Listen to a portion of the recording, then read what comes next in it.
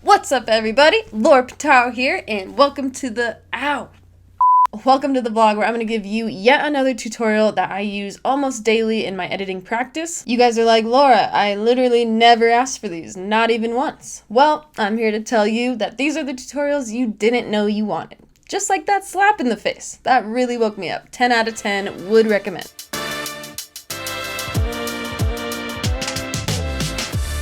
In today's tutorial, I'm going to show you how to ultra key your green screen footage within Premiere Pro, or in other words, just cut out that background of your green screen footage and replace it with whatever you want very, very cleanly. And before we get started, friends, please remember to like, subscribe, blah, blah, blah. Let's go. All right, friends, so here we are in Premiere Pro, and we have our green screen footage loaded up and ready to go. I'm going to use this adorable footage of this little cat that looks surprised, startled, concerned, all of the above, you know? So we're gonna put some funny backgrounds in here and cut the cat out of the green footage very, very cleanly. So the very first thing that you wanna do is come over to the footage itself and make a sequence. And the easiest way to do that, don't go down here and make a new sequence because you're gonna have to put the settings in manually yourself. So just go to the footage, the original footage, and right click and go all the way down to new sequence from clip. That way it has the exact sequence settings that you need. And I'm just gonna drag it out of the folder and rename it to green screen footage sequence. And we'll just put it in a folder as well to be very well organized and know where everything is. So we got that all in there, and we have our sequence down here, just auto-populated down here. And our footage. Okay, so now we're gonna go up to effects and type in ultra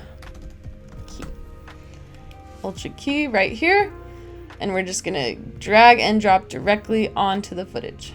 And then this effects thing will pop up right here, and that's how you know it's on there. And we're gonna move our effect controls over so we can see everything. So a few important things here is that if you have a perfectly lit background that is exactly one solid color, then you can do this in one step. You can literally just grab this dropper and just drop right on there, and the whole green screen will just disappear. But you can kind of see in this footage that that's not really the case, because there is still some static in the background. There's still some noise. It's not completely black. And the reason why is because, I'm just gonna delete that, is because this is not 100% the same exact color. You can actually see that in this part of the green screen, it's a little darker. And this happens actually quite a bit where the green screen is not perfectly lit, because it's actually extremely hard to perfectly light a green screen. Unless you're working with stock footage that is just completely pristine and perfect, you are going to need to do this process instead. So let's just put Ultra Key back on real fast so that we can start over. And you're gonna go down to actually opacity here and grab your mask tool. And what we're gonna do is draw a mask around this cat. And you actually need to make the screen super small. So this is gonna be hard to see, sorry. But yeah, just draw a mask around the cat, and then to close it, you're just gonna draw down here and close it. And it can be messy, it can be big, but the closer you get, the better the results will be. And yep, especially with these dark parts right here. You wanna make sure that that's super close to the body. Perfect. We're gonna go back to fit. And then what you do, so you can see that it already cut out that background, right? And it's perfectly pitch black. So all we need to do now is come down to Ultra Key and I drop right there. And you'll see that there still is a little messiness right here. I mean, honestly, you can't really avoid that when the green screen is not perfectly lit like that.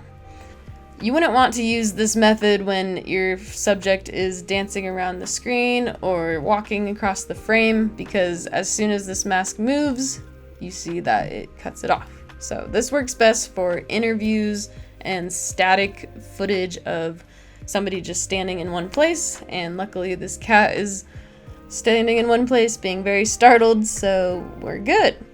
So perfect, we cut out the green screen pretty well. Still have a little bit of staticky looking stuff right there, but it's honestly not a problem because once we put in our background, it's gonna just disappear. So let's put in a background, shall we? So you're gonna want to move this footage up a peg because you need to have the background underneath the footage, right? And we're gonna make this bigger.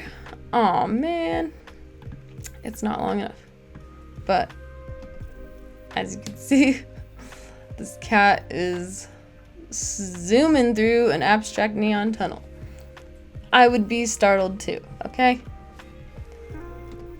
And that's a shame that the footage is so short, but let's try another one. Blazing fire tunnel. I would be scared too. And as you can see, this background actually works very well because you can barely see that little schmutz right there, but you still kind of can see it. But that's okay. So maybe the cat's afraid of a fire tunnel. Maybe the cat's afraid of past due taxes, man. I know I would. Oh no.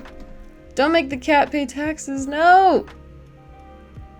You didn't do anything wrong.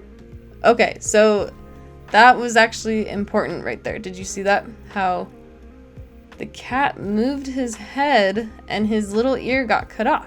So you need to pay attention to that right there, but you could just go back to your green screen footage, go back to opacity, click on the mask, and it will reveal the mask, and then all you have to do is just adjust it so that the cat can move a little more within that mask.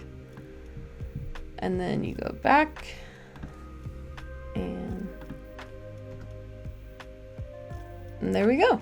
It's fixed. So you definitely do want to play back your footage once you've made the mask and once you've cut out the green screen to make sure that nothing is falling out of that mask there.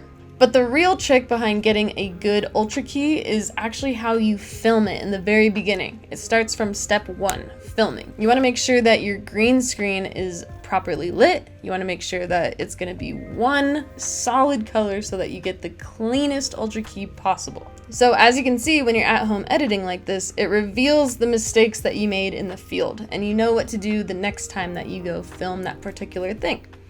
Well, friends, once again, I hope this tutorial was fun and helpful to you in some way. If it was, please drop a like, subscribe, or comment. I would love to connect with you and hear your feedback. I hope you had a successful, happy day today, and I hope that you have been thriving all week. Stay up.